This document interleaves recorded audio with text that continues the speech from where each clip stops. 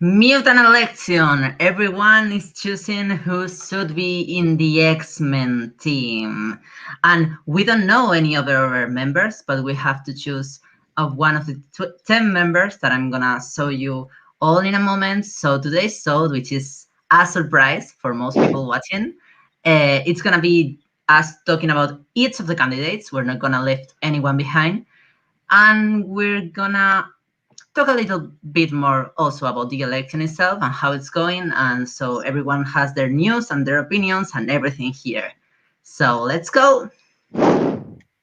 This week on Mutant Watch.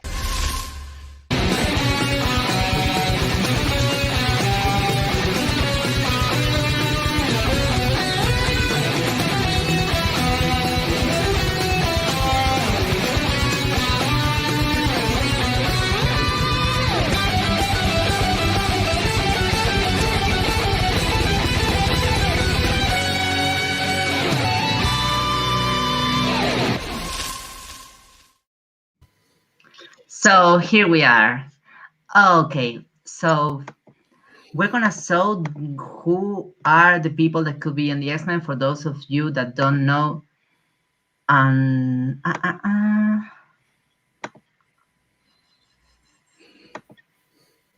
Here we are. Okay, so here we have okay. So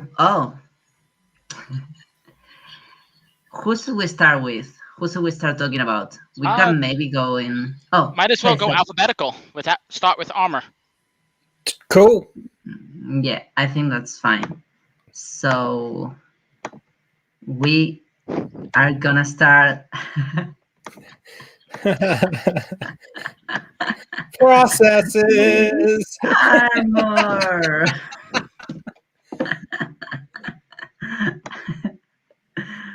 Okay, so Armor. Armor is This Armor. I feel like we should know who created the characters and everything, but I'm not sure about that data. So,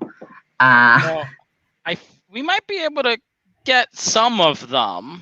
Yeah, in the case of Armor, she debuted during Joss Whedon and John Cassaday's astonishing X-Men run. So okay, we're covered with Matt here. Matt is doing that. My best.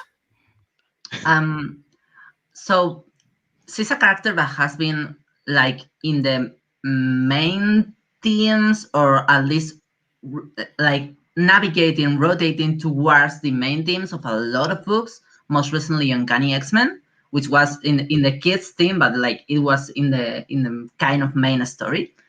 And she still has got like a kind of supporting role most times, not with a lot of depth and like backstory and etc.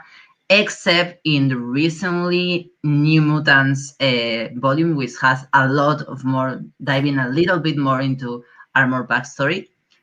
And we had an interview with Ed Brisson 4 weeks ago, which delved a little bit into that. So it felt like people, other writers are starting to like more this character, so it should be an interesting choice. And yeah, I don't know what you both think about that. So Armor is an interesting character in that she is of the era of the Academy X kids, but was an X-Men when we were watching the Academy X kids be students. She's like the Jubilee from way back when in the Outback era, when she was the sidekick to Wolverine and was an X-Men, and then assuming because of her age, she was just spontaneously downgraded again. And this would be an interesting opportunity for her to become an X-Men on her own, not by circumstance or because Wolverine needed a practical orphan to seem nice. He needed his latest teenage girl sidekick. Let's just put it out there. This is just weird. Wolverine's fondness of teenage girls is a whole nother show. We can plan that later. Yeah. Father complex. That would be a great show. So So, what do you all think? Do you think maybe Armor? It was like my fave, like my like kind of when I saw the pick, I was like, I'm gonna choose Armor, and then I changed my mind, which we're gonna go back later to that. But when I saw the pick, I was like, I wanna choose Armor, possibly because she was also this in the Runaways recent book. She was this to be in the future X-Men team. I mean, it's not clear as if the future X-Men team or a future X-Men team, but it's like this to be there and to be leading the team. So that should make a strong case for Armor being like in an important role in the X-Men team. So in the future, it makes sense that she's the leader. And it's also, well, it's also a character that there's not a lot of Asian main characters in the books of the X-Men. So that's also important. And I felt like a lot of things click in my head, like quickly, like this will make sense in the story. It's not a risky choice. It's not one that would need to change a lot of things about the books, but it's a choice, and it fits.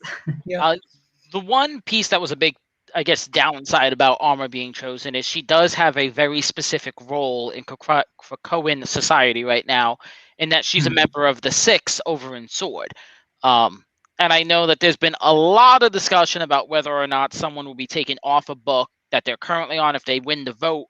But it would be odd to me for her to keep such a crucial role if she's also running off in the X-Men. Like, as it stands, unless they move up her backup, which is another whole interesting concept I can get behind, keeping her in her role would mean that their process would be heavily impacted by whatever crisis the X-Men are dealing with at any given point in time.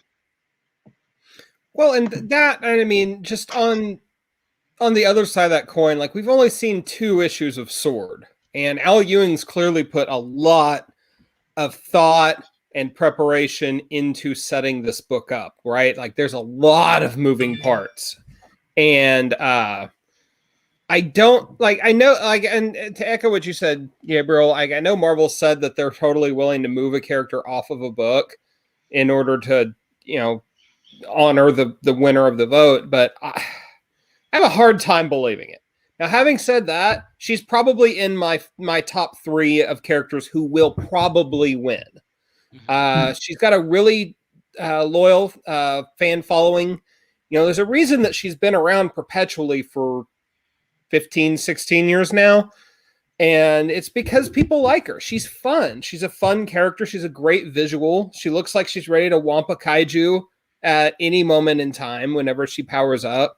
I mean, there's just nothing about her that's not fun. And she sort of fills the 21st century version of Kitty Pryde in a given X-Men team too, if she's hanging out with the senior squad, so to speak.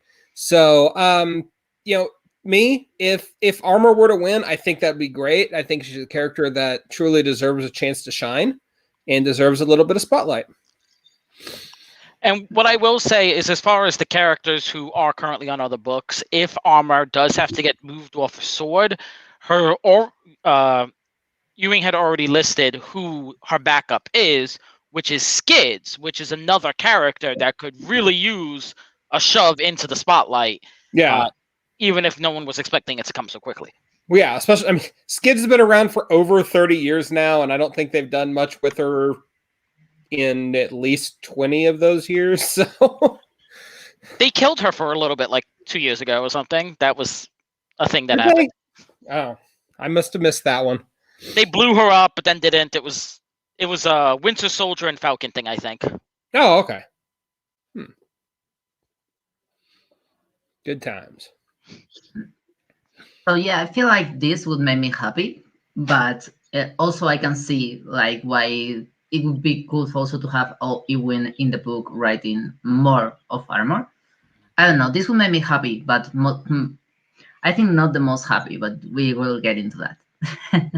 I would be very cool with Armor joining the team. I would not be mad. Okay, so now we have to go to Banshee, who's here, and well, what do you all think about Banshee? Well, first, Banshee was introduced in, if I'm not wrong, it was in Giant Size X-Men or around that Nope. era. Up A before little that, bit later. Oh, before that. yeah, Okay. back in the 60s, the X-Men number 20. Let me verify that number, and I'll. But yeah, like he's actually been around since the original 05 series. He predates Lorna, right? Yes, and yes, it is number 28.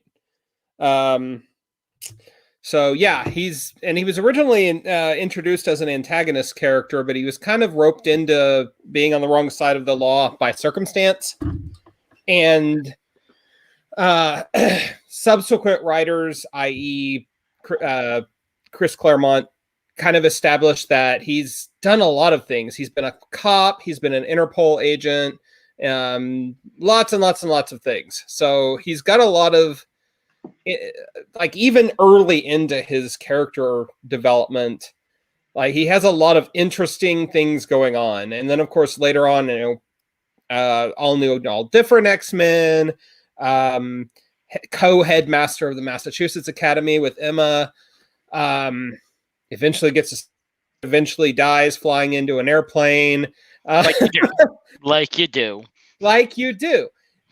So, to me, and Banshee is one of those characters who's been around forever, but no seems to truly give him his due.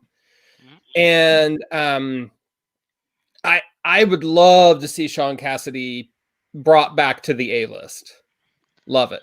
Especially right now. He had a role to play in X of Swords. And who knows, he might have some otherworldly knowledge that might be important later on down the line. So there's something to consider there. Plus, he was romantically involved with Moira McTaggart for years and years and years. And as of course we know, the Moira X subplot is consistently hanging over the Krakoa era. And I wonder if Sean's inclusion to the A team could be a gateway to get the Moira X subplot to the forefront. I have been a fan of Banshee for a while. My entrance into X-Men comics was Generation X, and that was my first exposure to him. But like you said, I feel like people just stopped knowing what to do with him after Generation X end. Right. He showed up with the weird precursor to X Corp, where he got his throat cut again, I think. Mm-hmm. Yeah, I think it was by Mystique, if I'm not mistaken. Mm-hmm. And then he flew into an airplane, and then he was a Horseman of Apocalypse, and then he was a zombie.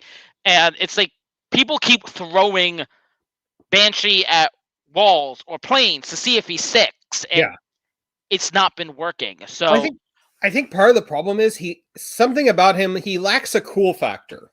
Like, if you compare him to the other characters that did stick around from Giant Size X-Men #1, I mean, Wolverine, Storm, Nightcrawler, Colossus, there's a cool factor to all these characters, right? And there's something kind of stodgy by comparison with Banshee. And in fact, like when it was Claremont and Byrne writing the book and they were gradually easing him out the door, because even they couldn't figure out how to fit him in very well. That was something that he was thinking about is, this is clearly a young person's game and I'm older than all these kids. And obviously he's not older than Logan, but we didn't know that at the time. But so his entire history is sort of being a square peg in a round hole. Banshee has always been too old for this shit. And I think that he works best in books like Generation X, where he's interacting with fresh, new kids. And and for me, it's hard to get behind Banshee being on the book without knowing if there are fresh, young kids on the team. So if there's people like Pixie or Hellion who are on this team, I would love to see Banshee interacting them. Just imagine Kid Omega trying to sass Banshee and how little Banshee would put up with it. It would be hilarious. I could be But- down with that very, very easily. But if the rest of the team is going to be fan favorites like Storm and Rogue and Gambit, Banshee's going to fade into the background by the end of Mhm. issue 1. Yeah. Yeah, you're right. You need a roster of characters that doesn't overpower and cast him in their shadow. That's a good point. With the exception of Emma Frost, because I would possibly sell a kidney to see them reunited after Generation X. Yes. They just awesome they chemistry. just forgot they had chemistry shortly after that book ended. Yeah. Yep. I agree with pretty much all of you, both of you said. And I also think Banshee would make for a pretty great, if they keep exploring the side of Magneto that is relevant to Krakow and identity, I think Banshee would make for a pretty great, like, flawed version of that, for a pretty great version of a character that is way less rooted in this is what I stand for, but has a lot of stuff that he could stand for.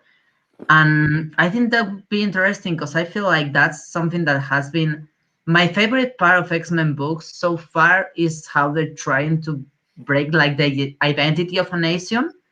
And that would make for including Banshee really interesting. Not only because he's Iris, but also because he's a character that has like, you know, like you all said, a lot of stuff going on with being a zombie and being like a lot of fragmented identity, like a lot of, and I think that could speak to some of the messages that go around like the forming of nations in X-Men book. And that would be interesting. I think that would be a thing that they could do great and great. So yeah, I'm in for this one too.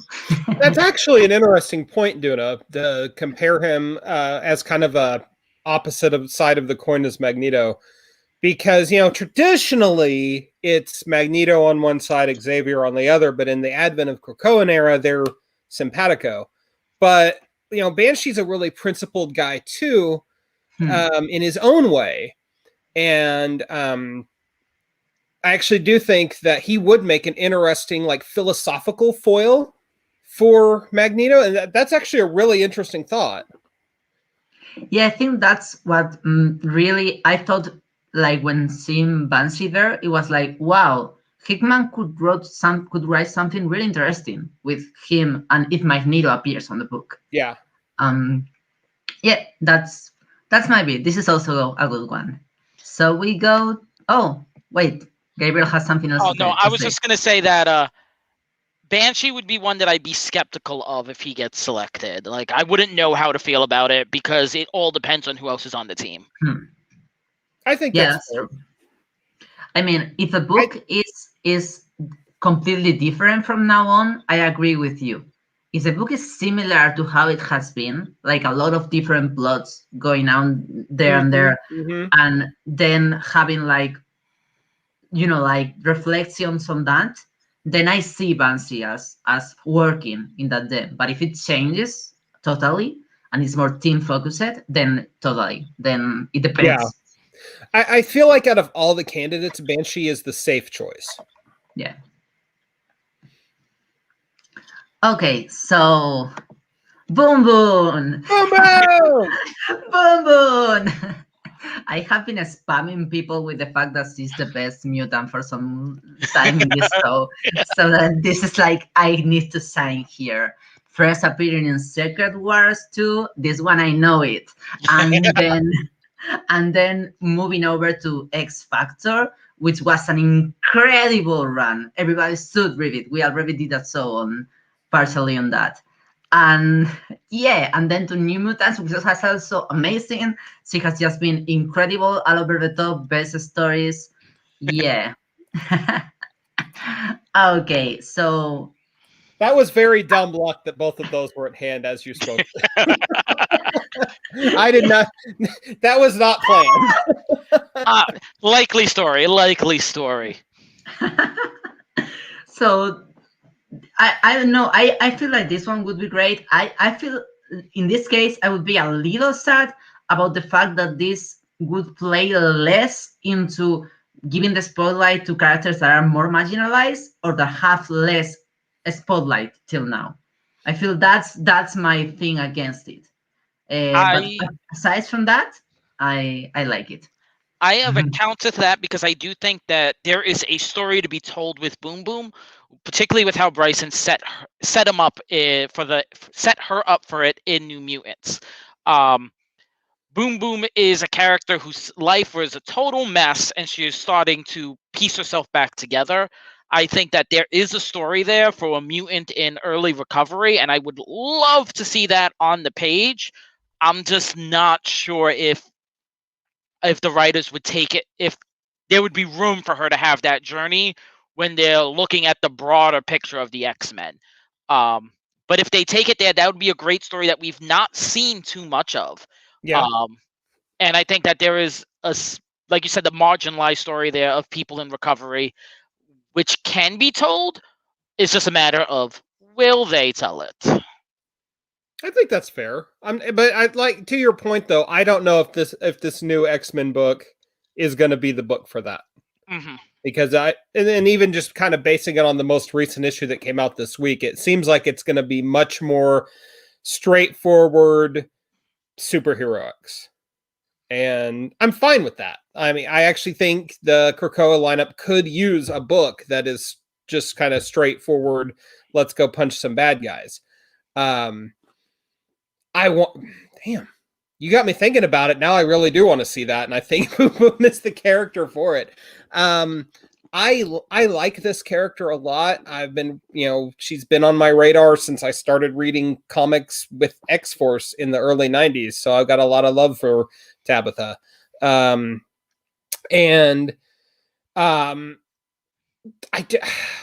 want her to get her chance to shine, but I don't know if this is the right venue, to echo what you said, Gabriel. What do you think, Duna? I feel similarly. I feel like the thing that Gabriel said is very interesting, but it depends a lot on the team. Like maybe there are some teams which this could work, and some other teams that this could get like really rusted for a more plot focused story. That could hurt that idea, but I don't know. After these three, I'm gonna make this point. I've seen the theory, which I don't think is true, floating around social media, that this is all a ruse, and all of these mutants are the new X-Men. That did occur to me right as we were starting. There just happens to be 10 characters. Yeah, which in a way, with the three characters we discussed, these three characters, their dynamics would work amazingly together because you have Armor, the young hero, Banshee, the seasoned veteran who is also in recovery, and then Boom Boom, who is potentially entering into recovery. Mm-hmm. The three of them together would make an amazing story. Yeah, that's true. Yeah. Well, that's the end of the show. Thanks, the key. Thanks everyone for coming. Everything. Okay, so next one. Cannonball. Cannonball! Oh no, my tongue was revealing. So first appearing in Marvel graphic novel 4, also known as the first New Mutants story, and then going over to New Mutants, and I haven't really followed with him after New Mutants, so I feel like he was in X-Force and somewhere else, but I haven't really followed like his career. I have followed Cannonball excessively prior to me starting this show and Duna changing my mind. Samuel Guthrie was my favorite comic book character. So, yeah, he was a part of New Mutants. Then he went to X4. He actually graduated into the X-Men, where he magically went from a leader to a novice again, except for that one bit where he slugged the one and only Gladiator. And then he went back to X-Force where he was a leader again until and he was like New Mutants, X-Force, etc. until he became an Avengers and was suddenly the new kid on the block again. No, wait, hold on. Between there's a period where he's back. He's in Uncanny X-Men, back on that team again. Yes, with Rogue and Cable, which was a great buddy ship with Bobby, which I would love to see again. Bobby as an Iceman. And then he became an Avenger, where it was kind of subtly implied that he was being groomed to be the next Captain America to Sunspot's Iron Man, and then he got married, had a baby, and now lives in space. He sure does. And he is still playing the role of Space Dad in that issue of X-Men that shipped this week. And that in and of itself is why I don't think it's Cannonball's time to rejoin the X-Men. I am all for Cannonball getting more attention, but I feel like becoming an X-Men is actually moving backwards for Cannonball. I would love to see them really embrace him being Space Dad, put him on Guardians of the Galaxy, Ooh. keep him in space, give him something new, something different, something moving forward. I'd actually be really interested to see like a kind of Adventures in the Shi'ar Empire type thing, pairing up Birdo, Cannonball, Deathbird, whoever else from the Imperial Guard you want, Smasher, obviously. Smasher. Yeah. And just have them having crazy adventures in the Shi'ar Empire.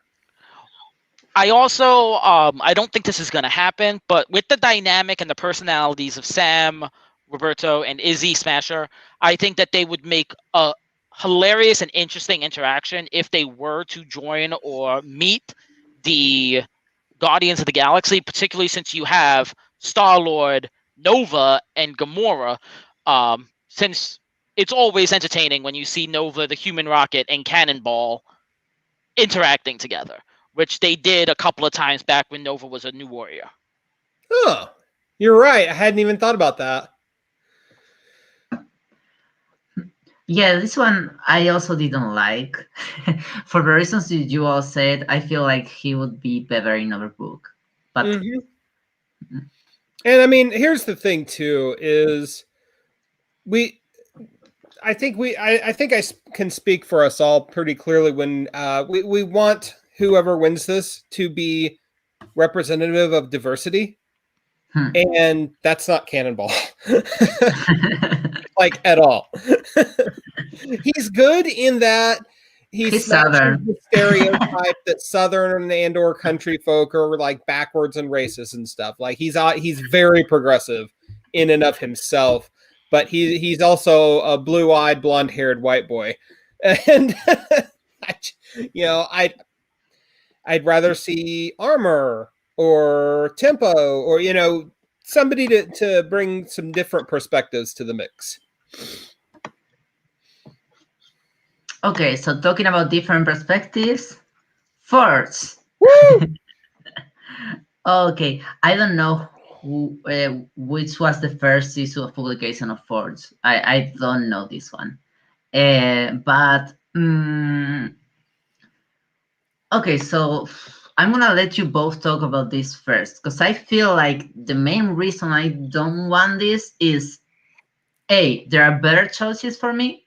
B, he's kind of good in the book that he's in, or at least I want to see more of him in that book. So that would make, like, if he doesn't win, but he has a high account of votes, that would be good, because it would mean that he would be given more spotlight in his own book, and I think that's the ideal situation.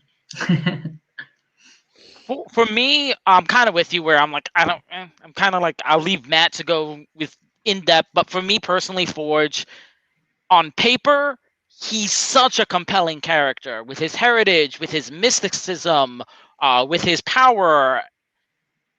But in actual comics, I've never been able to care about him. I don't know why. It just kind of, like, every comic I've read with him in it has just kind of left me being like, meh.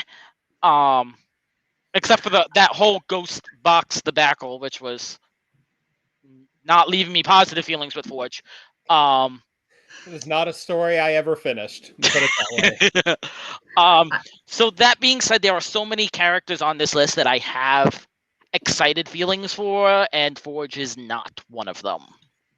I also feel like I don't know, but my relationship to Forge also is one with the thing I most remember about him was he being like super bad. I mean, probably abusive towards Storm, and in a book that could easily have ended with Storm with Yukio instead of this guy. So, so that's my main exposure. But I feel like what I have read of him in the X-Force book, I want to read more of him. I want to see more of where he goes there. So Forge, pretty deep history with the X-Men. This not his first appearance, but probably the most famous comic that he's been in is the Life Death one shot. And he's an interesting character to me because he's very pragmatic. And so he tends to fight for the side of good, not because of Xavier's dream or what have you, but because it's a more pragmatic thing to do, which occasionally leads him down some dark rabbit holes, right? Like, current issues of X-Force in general, for everybody involved. But also, he invented the gun that was supposed to strip Rogue of her powers, but it wound up stripping Storm of her powers. And then the two of them fall in love, and it takes an accident for Storm to find out that he is the one responsible for the loss of her powers. He didn't just come out and say it. And I mean, that's like the short version of this. And it's a beautiful comic. Everyone should definitely read that if you read like 5 X-Men comics in your entire life. But he's brilliant character, and he's just never quite gotten the limelight that he deserves. He was in X Factor for a while, heading up the government team post Age of Apocalypse, Gabriel's favorite story. And and he's just kind of bounced around, he does have a kind of a buddy cop relationship with Banshee from the latter, like the last 30 issues or so of Claremont's first run on Uncanny, where it was sort of getting set up that the two of them were going to reestablish the Xavier School. And then, of course, Claremont got edged out of the books and all that fell away, and Forge was written out in short order. So deep roots, I just don't think he's going to win this thing. I don't feel like he's got enough oomph behind him. He's not a very flashy character, but he's also not safe. So what I'm hearing is he really fits in with the dynamic of this hypothetical team of these 10 people really well, because we got Forge and Banshee able to buddy cop again. See, I would be totally down for that. And if Ross were here, he would probably say the same thing. And because we're old and we remember these things.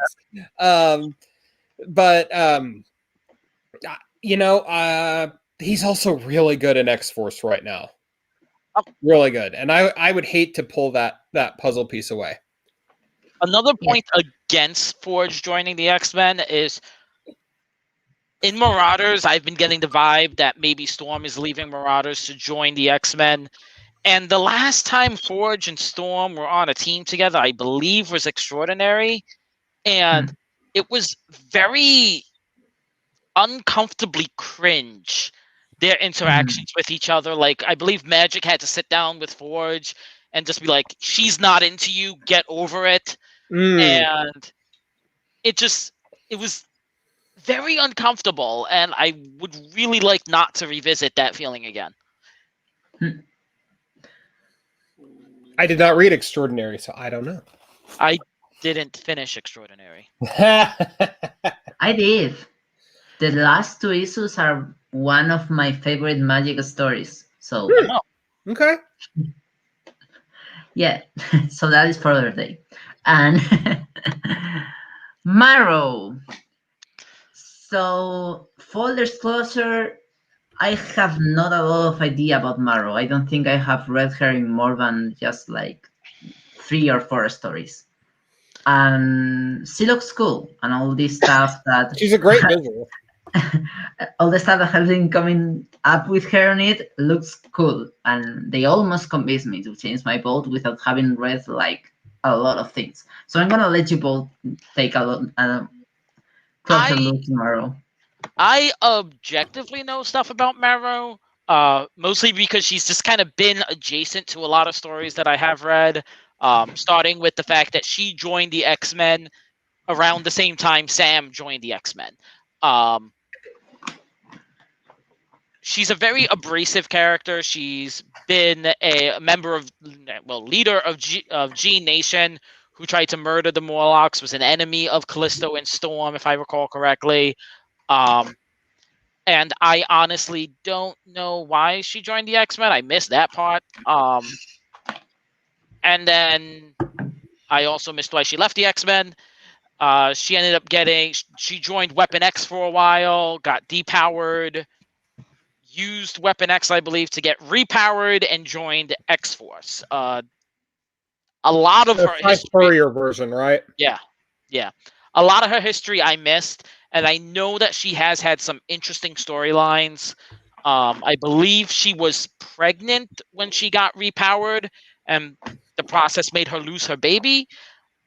So she has a lot of really interesting stories, and I am aware objectively of that, but I have not read any of those interesting stories.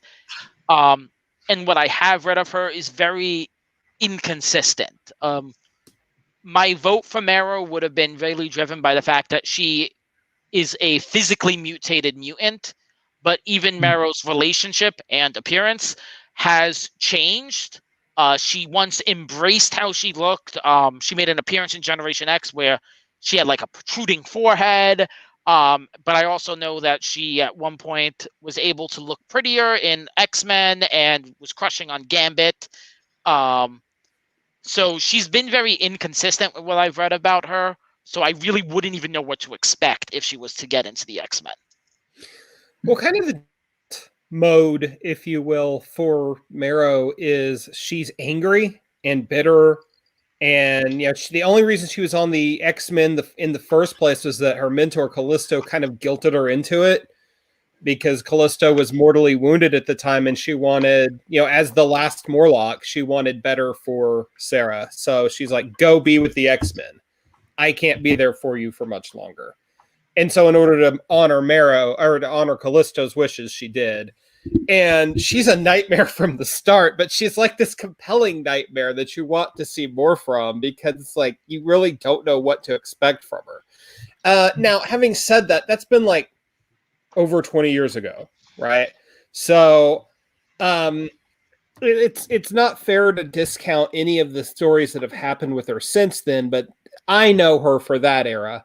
And she is a cool visual. It's kind of gross, but it's cool, right? She throws bones that she pulls out of her skin. I mean, she came about in the same era of X-Men history that gave us Maggot. So, like, let's just roll with it.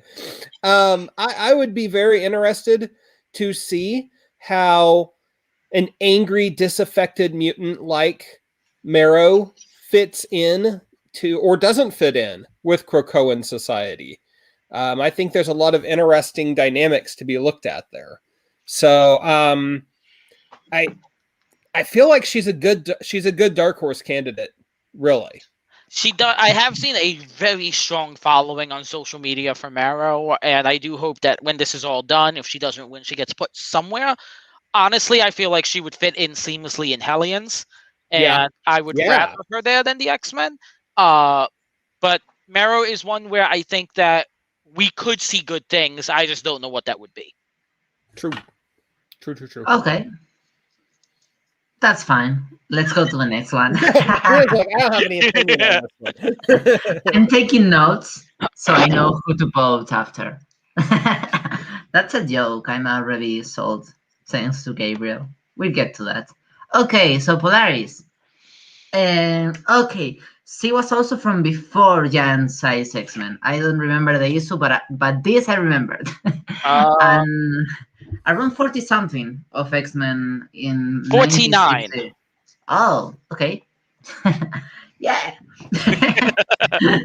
So there's a lot of controversy around Polaris being in this election, and mostly because of the consequences, not because of the idea, probably. And we'll get into that more later. But mostly what I want to add, for me personally, is a character that has had a fair amount of exploration and spotlight. So it doesn't feel like this is giving the spotlight to anyone that hasn't had the spotlight already. And also, there are some stuff that could be explored more with her mental health issues. But I feel like Leah is already trying to do that. So for me, this is a nope. Uh, So I'm pretty on board. The one thing I disagree with is the spotlight. Is so Lorna has had a lot of focus, but she hasn't had a lot of focus in the spotlight. She's always on the fringes in other teams. She has shown up on the X-Men, but never for really long, and always when they're like she was part of the X-Men when they went off to space, and then they literally left her behind. So I feel like she deserves a chance to be on the main team, but I also feel like a fan vote, it should be someone a little bit more obscure, a little bit less focused. Also, if you read any review I've done on X Factor, I am absolutely head over heels in love with that book, that creative team, everything happening there, and this is a great opportunity for Lorna. Lorna has spent a long time essentially defined by a man, whether it's Havoc or it's Iceman or it's Magneto. Her role in the comics is almost always determined by a male figure. And for the first time that I know of, Lorna is acknowledging this and making an effort to find her own identity regardless of who she's related to or dating, and I really don't want to see that ruined. I think this is a great moment for Lorna, and I would love to see her on the X-Men later. I feel like we've done Polaris on the X-Men to death, kind of sporadically over the years. She's fantastic, as is every other aspect of X Factor. Don't mess with that. Just leave X Factor alone. I love Lorna. She's she like every other character from X Factor will always have a special place in my black heart. But right now she needs to be where she is because Leah Williams is just doing some kick-ass stuff over there, and I would hate to see any of that really solid character work interrupted. Because, and actually I hadn't thought about that, but you're right in terms of her lack of agency outside of being defined by a male. She doesn't have that in the current volume of X Factor. And I'm actually really enjoying seeing her as a solo act, so to speak, even though she is surrounded by other people. So she has a role to play in the world of the X-Men that I don't think the X-Men team right now is the place for her. Also, I think that where she currently is in X Factor, she's a big fish in a small pond. She is not the leader, but her experience and her expertise is very much noted by North Star. She's kind of an advisor to the team, and if we move her from there over to the X-Men, she will be, at best, third fiddle to Scott and Jean. Yeah. Not even counting on who else will be there. So if Wolverine's there, if Rogue is there, if Gambit's there, Storm is there, each of these people I feel would shove Lorna more out of the spotlight, and she'd get less focus than what she's getting right now. And there's a huge Polaris following, huge, like lurking in the underground, waiting for the chance to strike. But I feel like what we're getting in X Factor is a lot better than what we could expect from her moving to the big leagues. Yep, absolutely. Gabriel said it. So Gabriel said it. He made the call. Guido. Guido! So, Guido! Okay. It's not going to be Guido!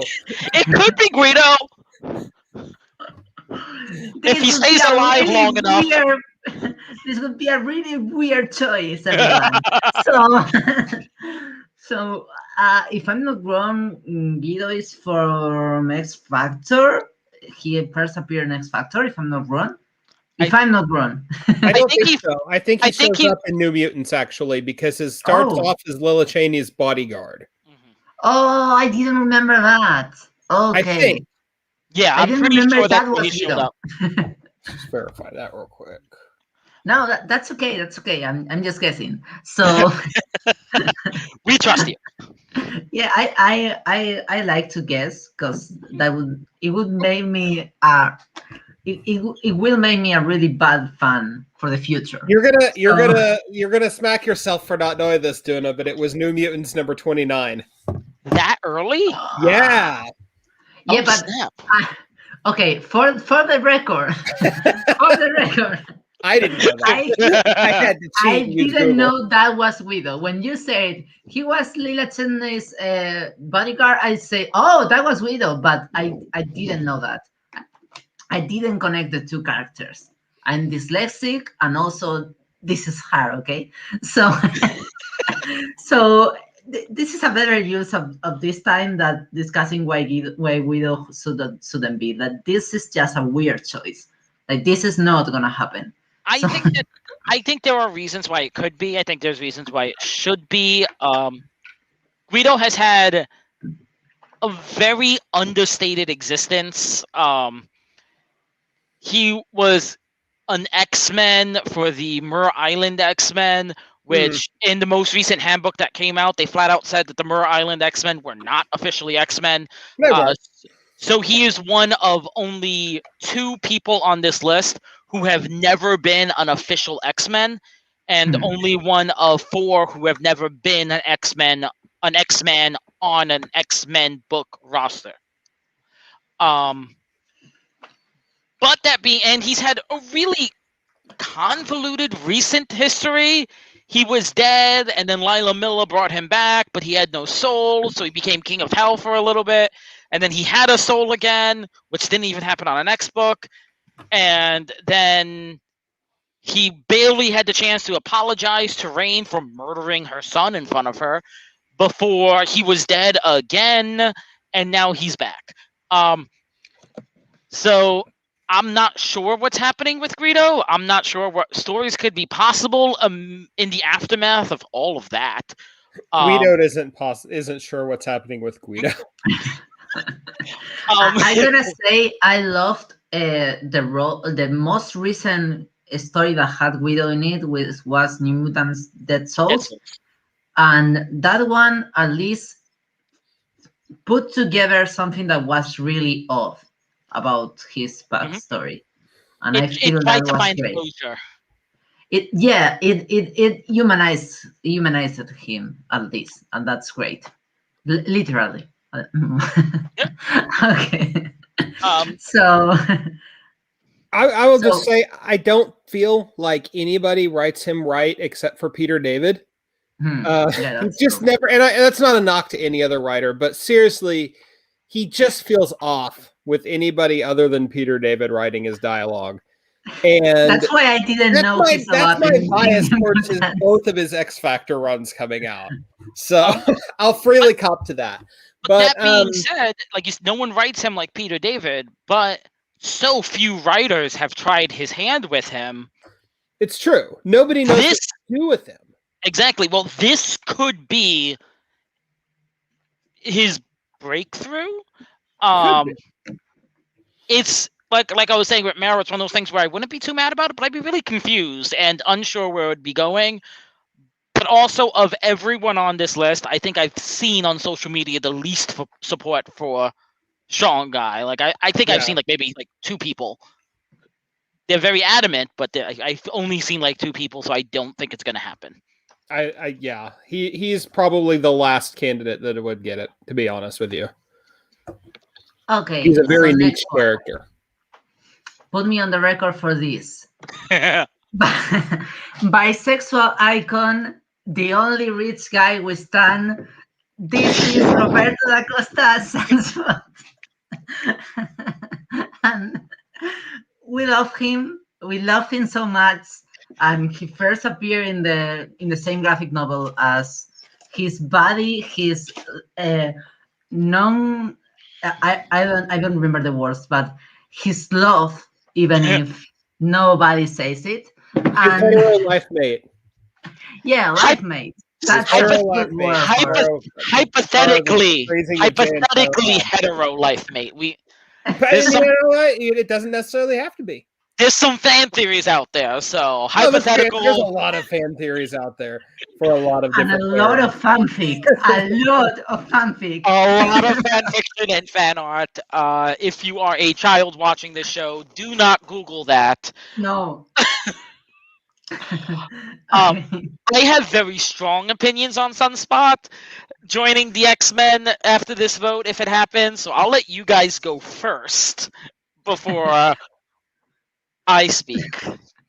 I wouldn't Okay. be opposed to it, but he's not first in my heart for it at all. I like his dynamic with Cannonball out in space way too much. And just his dynamic with Cannonball in general, to see those two wrenched apart so cruelly by the uncaring masses. So no, keep him where he is. Dana, what do you think? I think if marriage couldn't bring those two apart, then also a bot shouldn't do it. Exactly. Exactly. No, but no. In all seriousness, I feel like this has a few positives on it, which is that I think all the other on the list are American, so it's. I think I'm not sure, but I think yes. Aside from Banshee, but Oh, he's still aside from Banshee, yeah. Aside from Banshee. And I feel like this could go to some place depending on how they use it. But I'm also not very confident on Yeah. how they use it. So I would say I'm not feeling this one. Yeah. I mean, I feel like he's better in New Mutants showing up from time to time to just yeah. like be out He's over got a some. crazy amount of experience, you know? Was an Avenger. He owned AIM for a while, which is just hilarious. He's been around. So, but no, I like him where he is. And see how good he looks there with his buddy. Like they belong together. So okay. So if anybody has noticed me on social media, I'll own this. I have been actively campaigning against Sunspot winning this vote. Uh, I love Sunspot. He's one of my favorite characters, right up there with Cannonball and Richter.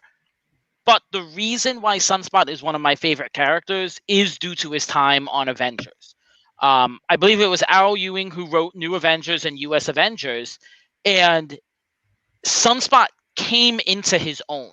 He was leading the Avengers team. He was running AIM. He outsmarted an evil Reed Richards. Like, he outplotted Reed Richards, the maker. And then later on, he stepped up into a situation where he had to prove that he had God and Hulk level strength. Like, they needed another Hulk, and Sunspot stepped up where he proved his strength alongside Hercules and Thor.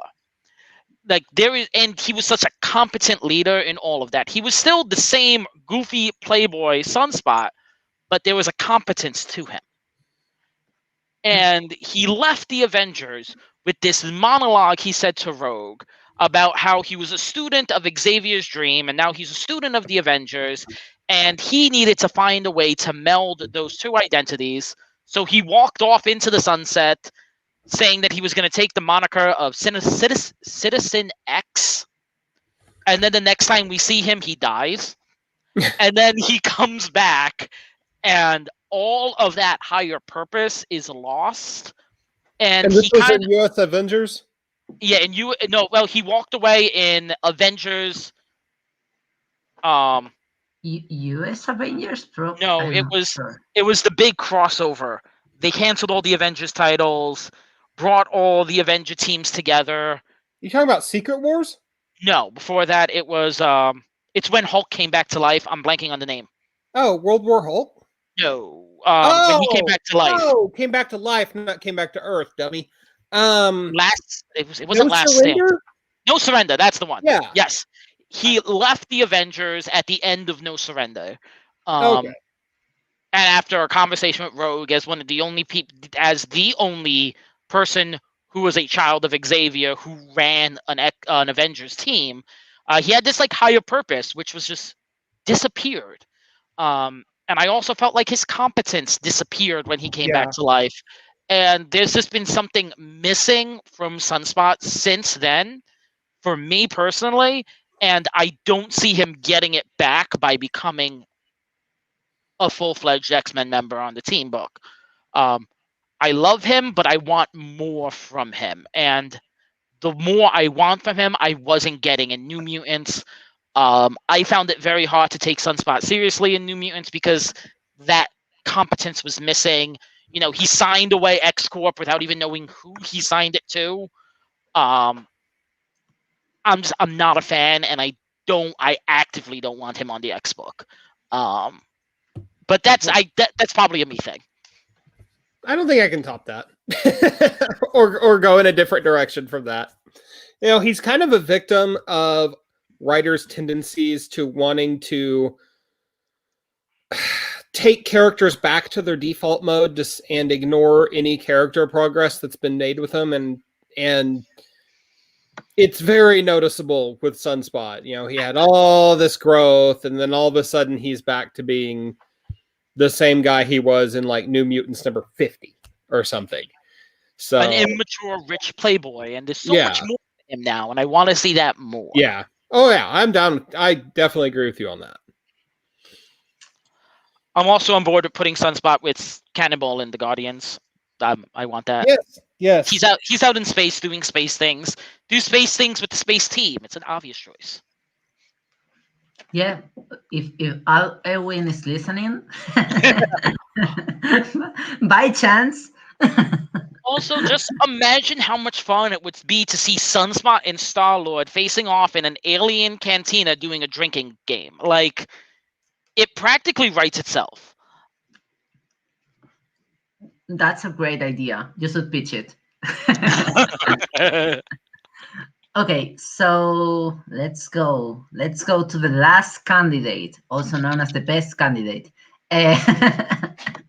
So this is Tempo. And Tempo first appeared in New Mutants 86. I knew this one as part of the Mutant Liberation Front, which sounds super dope, and it's super dope thing to do. And kids, if you are watching this, do that. So, and then this character hasn't had like not only a lot, but like almost any spotlight. She was in X-Force, and I'm not sure if she even was in anywhere else. And yeah, so Tempo. I can start with the reasons for it if you all want. Please do. I've got a lot of reasons why it should be Tempo. Same. Gabriel led me into some of this, but I'm not gonna say his, but mine after the thought. And I feel like the new era of X-Men books, one thing that has done very well is, well, not always very well, but in a lot of cases very well, is try to humanize villains, or classically understood as villains, that have complicated histories with being villains. And that is pretty much Tempo, with the advantage that it also is a character that has not a lot of backstory, so you don't have to like tie continuity together. And also, I feel like one of my favorite parts of like this whole era has been like apocalypses, family drama, and stuff.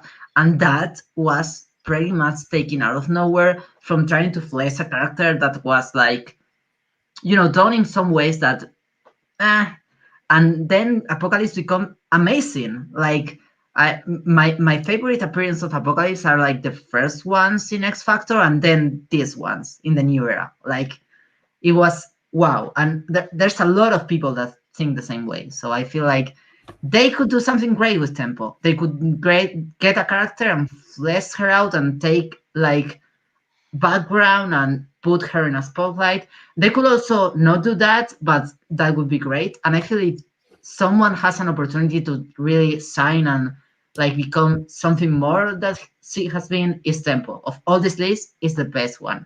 So both Tempo. What you both think? I think there's a ton of potential here. I mean, there's literally nothing but potential because we don't know anything about her, really. She's She was a member of the Mutant Liberation Front. She eventually turned on them and became like a quasi member of X Factor for like 6 issues and then left, and then that was it. And she'd kind of make just like token background appearances here and there. And that's fine. That gives us a character that's a completely blank slate to work with.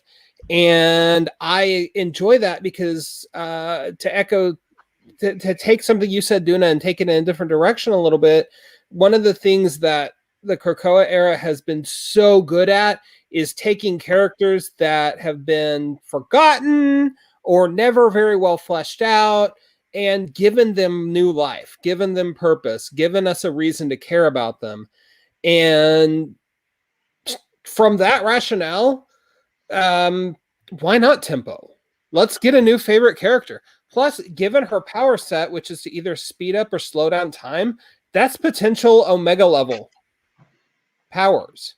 And right now, she's using it to age adult beverages for Sebastian Shaw. And not that that's not important, but I think she could have a higher purpose. That's not important. They drink a lot on that island, Duna. Also, I want to say, she looks so cool. Yes. That's picture it. of her is much better than the bucket that Yes. she used to run around in. The spikes is better than the bucket, but I'd like to see Tempo Sans helmet. Yeah. Fine. Yeah. I'm cool with that. So I have a whole laundry list of reasons to vote Tempo.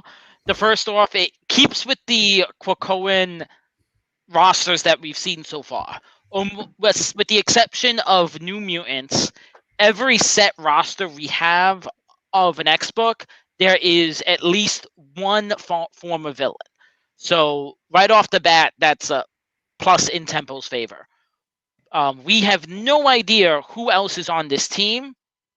And some of these members, their powers will quickly become redundant, especially Strong Guy and Sunspot, because their big power is super strength. Mm-hmm. Yeah, Sunspot has others, but even his energy projectiles can be easily redundant. Yeah. Unless they have Sway,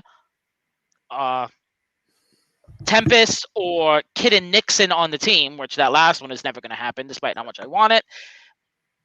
There's no way that Tempo would be redundant. I think that she would also add some much-needed diversity to the X-Men lineup. I've seen so many people campaigning for Tempo because as far as prominent Black X-Men go, you have Bishop and you have Storm. And then to a much, much lesser extent, you have Frenzy. And I think there is a much-needed spot for Tempo in that. Also, there was the last time we've seen Tempo before she was aging whiskey, it was when she died in Age of X.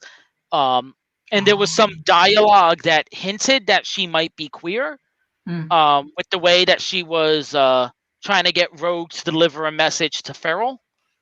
But she died, and I think since she died in Age of X, she died in the main continuity. They never said. But either way, I think that was the last time we've seen her before she's aging whiskey with Sebastian Shaw. So there's the potential for that to be resolved or clarified. Also, Tempo, like you guys both said, she's essentially a blank slate. The writer of the X-Men comics can do whatever they want with her, and it wouldn't contradict what's already canon. There's just so much potential there. Yep, and I think I covered my checklist. I think you hit all the high points. Vote Tempo. Oh, vote Tempo. Vote Tempo. Okay, so after we have it, let's see how right we were with the. Oh! I hate this picture. So here we are. This is how this was going. Okay, we this were was not going remotely right. No. Okay, but this picture is from like 2 days ago. Okay. And it has only been going around for 2 days. So probably there's double votes right now.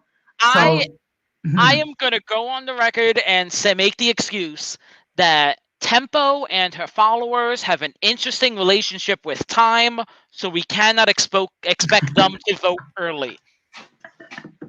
That is my reasoning. I'm telling myself for why there's still hope.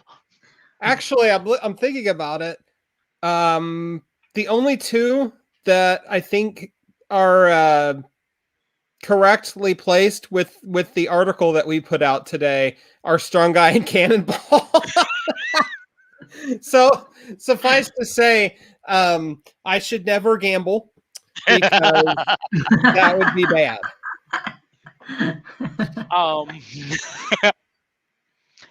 One thing of note is whenever there's a vote, it's going to be a popularity contest. Absolutely. And just based on their time in comics, the fact that Polaris and Banshee are the top two are unsurprising, just because the casual readers, the people who may not read comics and just saw this post, the ones who have seen seen TV and movie adaptations, Polaris, Banshee, and Sunspot are three of the four who have actually appeared in another media. With the last one being Cannonball, which apparently no one loves Sam but me, and that's why he shoved at the bottom. But also, I want to say, since not a lot of people are watching this and we are 1 hour in, I can say this: Marvel wasn't very clear about what this vote was for. Like, it was saying, let's decide who is the X-Men in 2021, and that was it. So hardly that is gonna arrive to people, like only to people that are invested in the comics in X or Y way. So that was not, at least that's not what they wanted to do, or at least that's not what they put out in the world. And so I understand that people vote for these things without knowing what they are for. Because if you have a screen and you are like, I'm gonna decide who is the next X-Men, you're gonna get excited. And you know, Polaris has a lot of fan base because of adaptations, true, but also because like there's a lot of fan base. There's a lot of fan base for the things he was in, the Gifted, I think. yes, I didn't watch this. So that makes sense. It's I don't know how I don't know if I wanted to like say how they could solve that, because it's maybe not a thing to solve, but it's clearly that this turns into a popularity contest of some kind, at least for the top things. But maybe we are surprised. Maybe the X fans get like thousands of votes, millions of votes, and then Tempo arrives to the first one. Who knows? Like you said, you don't know how to solve it. The one thing that I wish they would have done is, so the Marvel website did release kind of a voter's guide where they gave some background of each of the characters, but that was, at least from what I've seen, I believe well after the voting opened. I feel like it would have been better served for that to have come out before it opened. So that way maybe people who are not familiar with what's going on with the comics, they could have known what exactly all of these people are up to. You know, they could have seen that Polaris is on X Factor, that Armor is on Sword, that Forge is on X Force. And maybe those three people then would have been further down the list when casual readers would have known that they are actively getting attention at this time. Yeah. True story. So at least Tempo is getting more votes than Cannonball, Strong Guy, and Marrow. And Strong Guy is right where I predicted he would be. Also, I want to say one thing. The X fans, they all have different ones that they're their favorites. So they can like compete with people that click on the page and that don't involve in fandom. Because those are more people. If you don't if you don't agree on one, you can like overcome people that usually get in the page, people that read comics usually, people that are not on the fandom at all. So that's one for lack of strategy. I think that my absolute favorite response to this picture right here was a gentleman on TikTok saying that there is all these fans who want Glob on the X-Men, so Marvel decides to have Glob not join the X-Men, but just report who would. Um, as a nice little middle finger to the Glob fans, which was very Bob's entertaining. not ready for the A-list. Not the A-list team. I agree, but there is a big chunk of the internet who do not. So it goes. Not surprisingly, the internet is a fickle place. But like Duna said, everyone is someone's favorite X-Men. Yes. Whether it's Tempo, there are 5.1% people who they are really vibing with Strong Guy, which I'll be honest is a little bit higher than what I was expecting. So there's going to be people happy regardless of who wins. Also, I want to notice that the creators, I bashed Marvel before. I'm going to say something nice to the creators to make up for it. The creators have stated that whoever wins, it doesn't matter if characters get a lot of votes, they're going to try to invest into them. Mm-hmm. So that's one win for the creators. Exactly. So, and I think that it might not only be just a matter of votes. I think it's also the social media response. So if you are one of the 5.1% people who are all for a Strong Guy getting more attention, and you're vocal about it, and you're up there and you're tweeting, your Facebook, you're making memes. There were so many memes. If you're putting it out there that you love Strong Guy, they are paying attention. So even if he doesn't make a surprise win, there's a chance that he might appear on another book somewhere. Maybe in a few months, Strong Guy is going to stroll through the Boneyard and join X Factor, or help out with whatever they're doing in New Mutants right now. And we don't know who all's going to be in Way of X. Mm-hmm. So there's Nightcrawler, and DJ, who I am over the moon about. Who? Best power ever. Not the topic of this conversation, but he develops. You're superpowers. He develops superpowers based on what music he is listening to. That's dope. It is. That's super dope. Also, it's a book that C.S. Puri is writing, right? Siceperia, yep. Siceperia is writing that. Yeah, that's great. So we can rant about Way of X when it gets closer, but a lot of potential there. So I am over the moon. But yeah, there's a lot of potential for all 10 of these characters that we will see things from them. So if you love them, be vocal, make memes, post about it. Also vote for Tempo because she deserves it. Yes. Yeah, vote Tempo. We're not biased here at Mutant Watch at all. Mutant Watch has spoken. This is the message that you have. If you have to come to the show, if you are watching right now, you only have to get one thing from this. Vote Tempo. So, I think we covered like everything. I don't know if you want to talk about the vote more. It was like kind of a weird social phenomenon. I don't know. I felt really weird watching people get overly contentious about all of this. I think it is, in a way, very ingenious. Causing people to invest their emotions, their effort, even if it's just putting a click, making them identify with a single character. It gets them more invested with the X books as a whole. Mm-hmm. I've seen people get very defensive in regards to their vote. I've seen people get very aggressive when it comes to their vote. And there's a whole big psychological aspect behind that about people identifying with the group. So a win for Tempo is a win for me. And I think it was ingenious of Marvel to utilize that and get their fans engaged. I think that even if there were plenty of people who were voting who don't normally read comics, maybe this is why they start. Because they had a role in determining that Polaris or Tempo makes it onto the X book. So now they're going to start picking up X-Men in order to read their chosen child in the ranks of the X-Men. Yeah, fan engagement is important.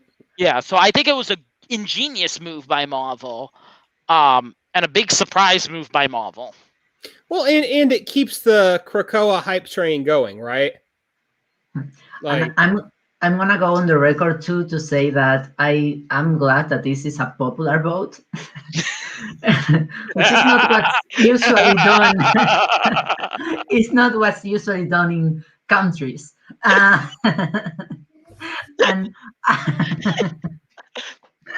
I saw the idea somewhere that this would be a vote for people that buy the comics and have a code for some or something, and I hate that so much.